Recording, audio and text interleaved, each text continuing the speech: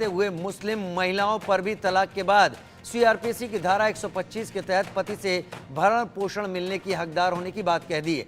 Supreme court ने कहा कि इसके लिए महिला कोर्ट में याचिका दायर कर सकती है। कोर्ट ने इस ऐतिहासिक फैसले के साथ ही एक बार फिर से 1985 के शाहबानो केस में कोर्ट के फैसले को सही ठहराया है। जस्टिस बीवी नागरत्ना और जस्टिस ऑगस्टिन जॉर्ज मसीह की बेंच ने यह फैसला सुनाया। कोर्ट ने कहा कि मुस्लिम महिला अधिनियम 1986 धर्मनिरपेक्ष कानून पर हावी नहीं होगा। कोर्ट ने कहा कि सीआरपीसी की धारा 125 सभी महिलाओं पर लागू होगी, न कि केवल विवाहित महिलाओं पर। सुप्रीम कोर्ट के इस फैसले के बाद मुस्लिम मौलाना फैसले के विरोध में उतर आए हैं। सुनिए मौलाना क्या कह रहे हैं। हमारी बहनें तलाक हो जाने या किसी वजह से खला या अलग हो जाने को इस्लामी शरीयत, इस्लामी कानून के तहत फैसला चाहती हैं, वो दारुल कज़ा के ज़रिए उस फैसले पर पहुँचे, ये उनके लिए बेहतर है। और जो बहनें हमारी समझती हैं कि मुल्क की अदलिया से उन्हें इंसाफ मिल सकता है या 125 सीआरपीसी के तहत अलग होने के बाद भी वो रिश्ता ख़त्म नहीं होता और दूसरी शादी महिला नहीं कर सकती, क्योंकि साबका शौहर से एक भरण पोषण यानी मेंटेनेंस लेने के कारण वो कनेक्टिविटी, वो ताल्लुक बना रहता है। तो इसको मैं कहूँगा ये गैर फितरी अमल है। ये फैसला ऐतिहासिक है और तमाम मुस्लिम महिलाओं के लिए एक राहत की एक गहरी सांस है। आप सोचिए, ये फैसले के तहत अब कोई भी तलाकशुदा मुस्लिम महिला गुजारा भत्ता के लिए बाकायदा जो सीआरपीसी की धारा 125 है उसके तहत वो मेंटेनेंस अलाउंस की मांग कर सकती है, जिसकी पूर्ति अनिवार्य होगी।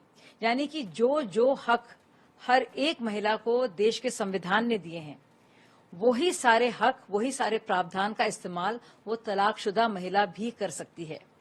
इसके साथ में सुप्रीम कोर्ट ने कहा है कि ये किसी भी तरह का कोई दान नहीं है और कोई भी तलाकशुदा मुस्लिम महिला बाकायदा जा सकती है कोर्ट्स में और इसी धारा के तहत अपने लिए मेंटेनेंस की वो मांग कर सकती है। देखिए, गुजारा भत्ता हम समझते हैं उस महिला के लिए तो जायज़ है जिसको मामूली बात पे तलाक हो गई या किसी उसके शौहर ने दूसरी औरत के चक्कर में, शादी के चक्कर में उसे तलाक दे दी, वहाँ तक तो सही है।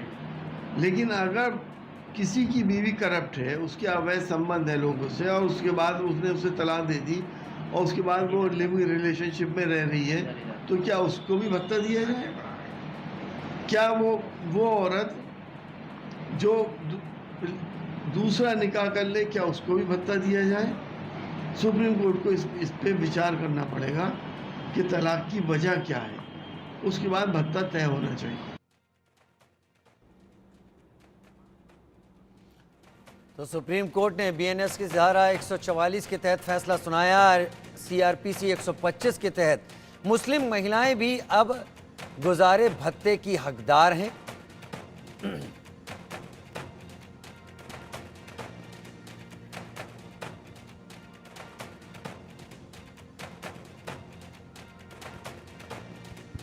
सीआरपीसी की धारा 125 के तहत सुप्रीम कोर्ट ने सही ठहराया गुजारे भत्ते को।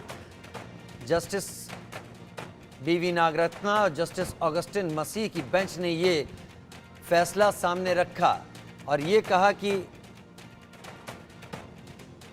1 जुलाई से बात कर लेते हैं तो सीआरपीसी की जगह बीएनएसएस ले चुका है। बीएनएसएस की धारा 144 में वही सब प्रावधान हैं जो सीआरपीसी 125 में थे। बीएनएसएस की धारा 144 कहती है कि कोई भी व्यक्ति जिसके पास भरण पोषण करने के लिए पर्याप्त साधन है, वो पत्नी, बच्चों और माता पिता को भरण पोषण देने से इनकार नहीं कर सकता। साथ ही ये धारा कहती है कि पत्नी का अर्थ कानूनी रूप से विवाहित महिला से है, चाहे वो बालिग हो या फिर नाबालिग।